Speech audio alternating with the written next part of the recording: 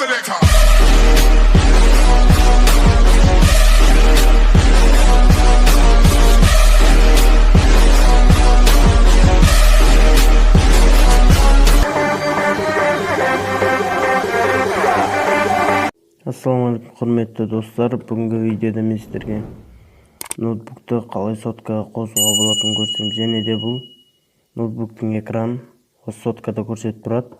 Бұның ең ыңғайлысы сіздерге, егер скрин видео алатын болсаңыздар, осы соткамен ала бересіздер және соткада сақталады. Оны жан-жаққа WhatsApp, басқа да программамен жан-жаққа жіберуге өте ыңғайлы болады және сіздердің уақыттарыңызды көп алмайды.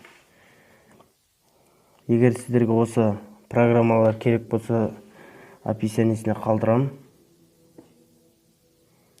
Міне бұл USB проводпен және мен өз алдына клавиатура қосып қойдым сіздерге анығырақ болу үшін. Міне достар, бұл картинка емес, мен сіздерге қозғап көрсетейін. Міне екі жақта да бірдей қозғалады.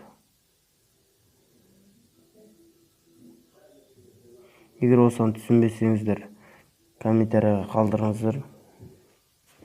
Видеоны аса лайк басып, каналға жазылып қойыңыздар. Онымен достар, келесі видеода кездескенше.